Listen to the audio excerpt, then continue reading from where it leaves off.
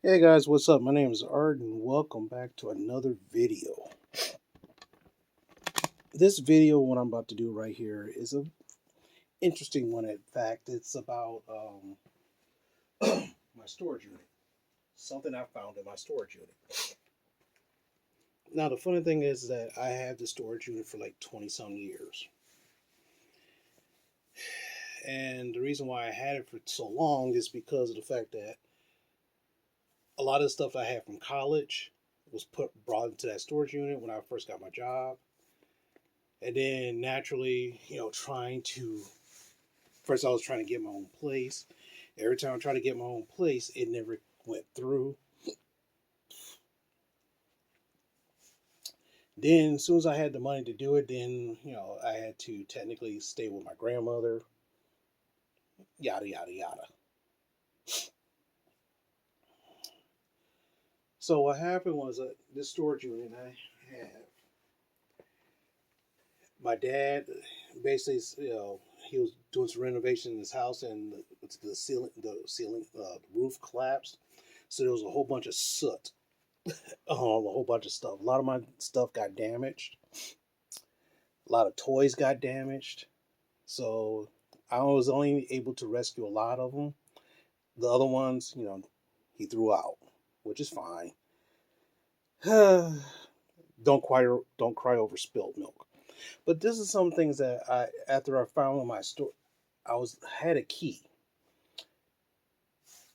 There's a special U-Haul lock that they want you to put on, so that way they could that way they have a if they want to access it, they could actually take that lock off. And so I was going to do that, replace that lock. And I thought about it. They wanted $30 to do it. And I said, nah, no problem. Finally found the key. Got there, able to get back into my storage unit and brought some stuff home so I could start cleaning it up and either pitching it or whatnot. So I found some things that I thought that was really, really funny. So what happened? So the first thing I wanted to show you is back in the day,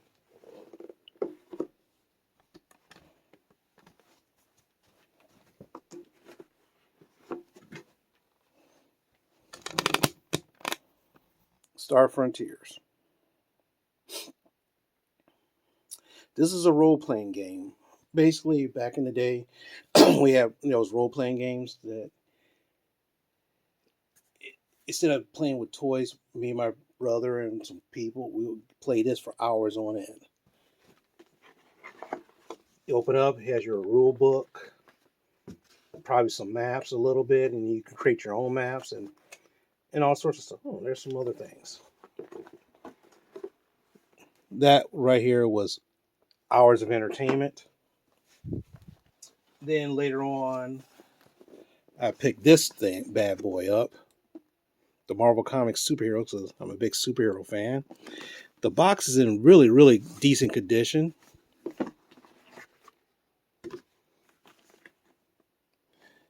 A lot of stuff in here. I might, and this is just an overview. I might do a more detailed thing about it later. The advanced rules. I played this more. The next year this came out, I played this more. Of course, it's been beat up to all hell. It's been so beat up to all hell. It's it's pretty cool in its own little way. Set that aside.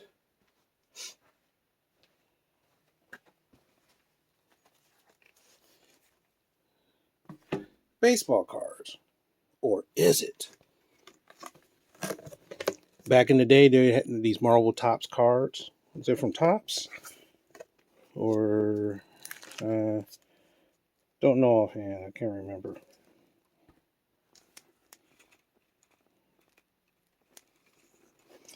But I collected these, and I have a second set. The hilarious part is that I have some Yo MTV Raps cards as well.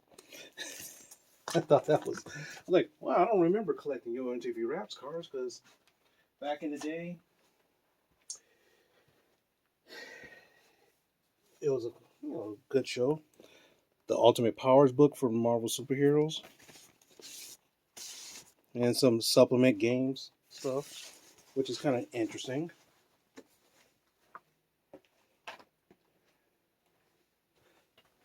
Some of you might remember this: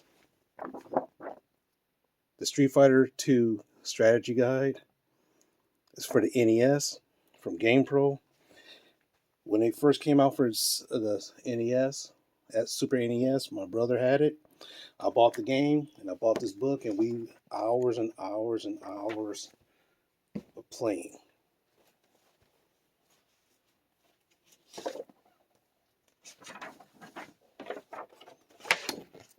Sega Visions.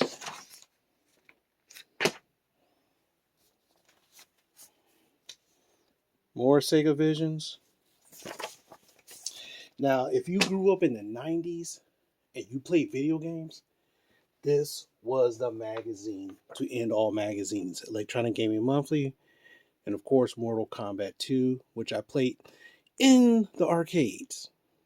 And the hilarious part, I worked at the arcade when this came out, so this helped. This was really, really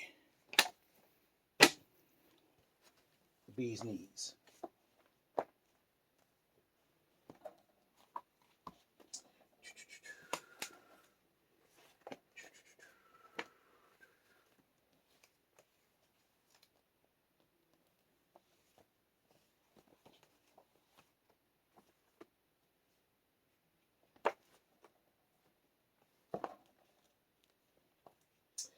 Also, Teenage Mutant Ninja Turtles by first graphic novels. These are the reprints of the first Teenage Mutant Ninja Turtle comic books in color. Number 1, number 2, lost 3, but I have 4 still. It's amazing. I thought I lost those forever, and naturally that. I was also playing another role-playing game system that I was playing. It was called the Palladium role-playing game system. The reason why I was playing that was because it was based in Michigan. The company was based in Michigan. And of course, most of you might have know about it from not video game, but the game called Rifts, which pretty much took over. But what happened was we have Advanced Recon. These games are very simple to play, and plus, like $15. You could play all this. You could play hours and hours of entertainment.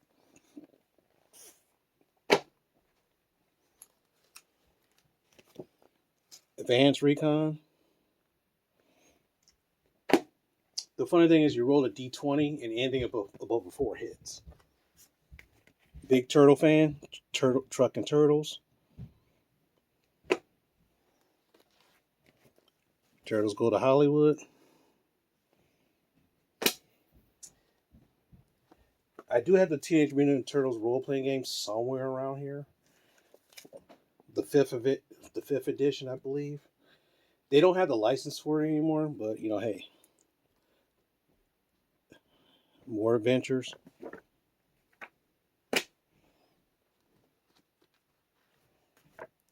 Mutants in Avalon. Basically, what it is that you could play with, instead of playing with like actual people, you could play as different kinds of animals. The Guide to the Teenage Mutant Ninja Turtles Guide to the Universe. So basically, you could play as a bear, which is kind of funny. Roadhogs, if you want to play like a Mad Max vehicle style. After the Bomb, which is the precursor to Rifts. Yeah, I played a lot of this stuff. And the funny thing is, the Justice Machine. The Justice Machine was a comical comic company, and they had a license to do that.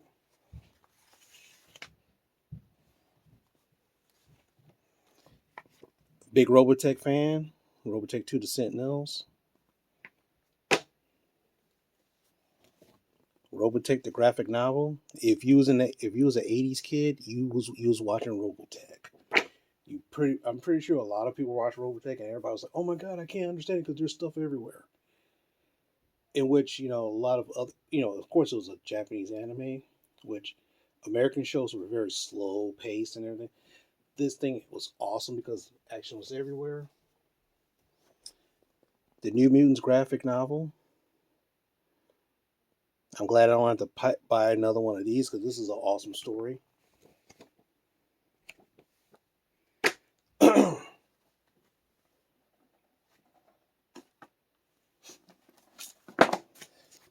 Robotech art book #1, which pretty much covers the whole Robotech series.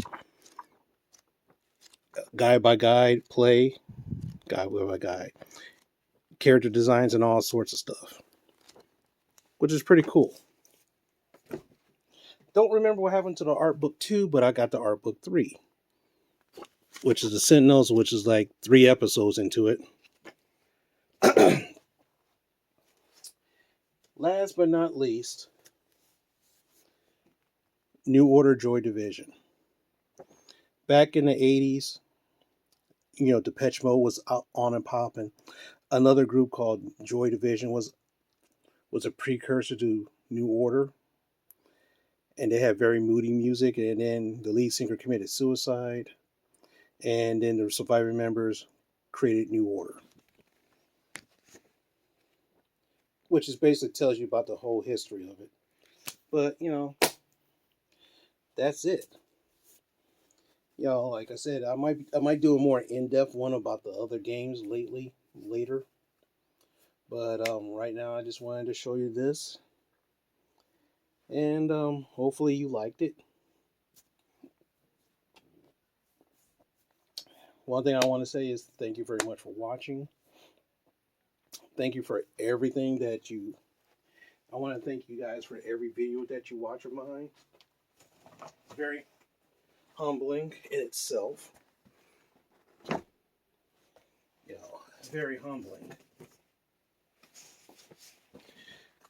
I gotta figure out a way to put these up so that way they don't get destroyed or anything like that.